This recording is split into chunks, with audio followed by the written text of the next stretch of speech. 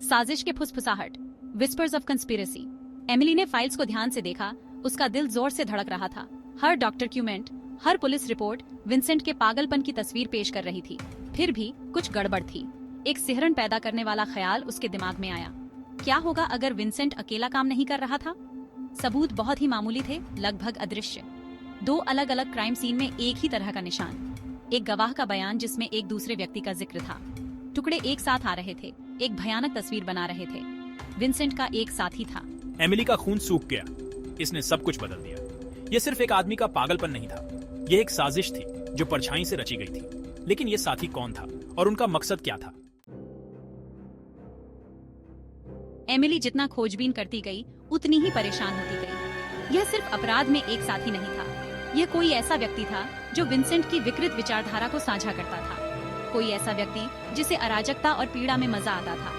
वे पीछे से खेल खेल रहे थे, विंसेंट को बरगला रहे थे, उसे आगे बढ़ने के लिए उकसा रहे थे। सबूतों से पता चला कि यह साथी दूसरे मरीजों को निशाना बना रहा था। जोनाथन ब्लैक जैसे व्यक्ति जो पहले से ही खतरे में थे। साथ ही उनके कानों में फुसफुसाता था, उनके सबसे बुरे आवेगों को पोषित करता था, उन्हें विंसेंट के नक्शेकदम पर चलने के लिए प्रोत्साहित करता था। एमिली ने गुस्से और डर का एक झोंका महसूस किया। ये भयावह से परे था। ये दुनिया पर पागलपन फैलाने का एक जानबूझकर किया गया प्रयास था। उसे उन्हें रोकना ही था, लेकिन उसके पास समय कम था। एमिली को एहसास हुआ जैसे उसके पेट में मुक्का मारा गया हो। पीड़ित, मरीज, वे सभी एक घिनौने खेल में मोहरे थे। साथ ही उनकी कमजोरियों, उनकी नाजुक मानसिक स्थिति का फायदा उठाता था। उसने उनकी धारणाओं को तोड़ मरोड़ कर उनके दर्द को हथियार में बदल दिया। एमिली ने जोनाथन ब्लैक के बारे में सोचा। उसकी सतह के नीचे उबलता गुस्सा। वह आसानी से प्रभावित हो जाता था, उद्देश्य के लिए बेताब था। साथी ने यह देखा और इसका फायदा उठाया। उन्होंने उसे विंसेंट की ओर इशारा किया, उसे अपनेपन की एक विकृत भावना प्रदान की। यह साथी एक राक्षस था जो कमजोरों का शिकार करता था। एमिली ने कसम खाई कि वह उन्हें सजा दिलाएगी।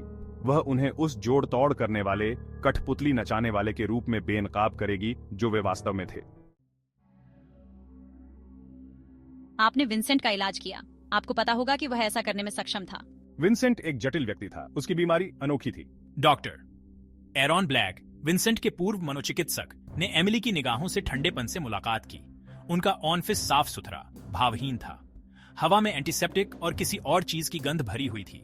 कुछ ऐसा जिसे एमिली समझ नहीं पा रही थी, लेकिन एमिली उसके दिखावे के पीछे देख सकती थी। उसे कुछ और महसूस हुआ, सतह के नीचे छिपा एक अंधेरा। आपने अपने मरीजों पर प्रयोग किया है ना? मानसिक हेरफेर की सीमाओं को पार कर लिया। ये बेतुका है। एमिली ने डॉक्टर ब्लैक पर दबाव डाला। उसकी सहज प्रवृत्ति उस पर चिल्ला रही थी। डॉक्टर ब्लैक ने उपहास किया, लेकिन उसकी आंखों ने कुछ और ही जाहिर किया। महत्वाकांक्षा या शायद डर। एमिली ने अपने संदेह बताए। डॉक्टर ब्लैक के क्रांतिकारी इलाज, मानव मानस के सबसे अंधेरे कोणों के प्रति उनका आकर्षण, उनका यह मानना कि वह अराजकता को नियंत्रित कर सकते हैं, यह सब एक खतरनाक जुनून की ओर इशारा करता था। एक ऐसा जुनून जिसने अनजाने में एक राक्षस को जन्म दिया होगा।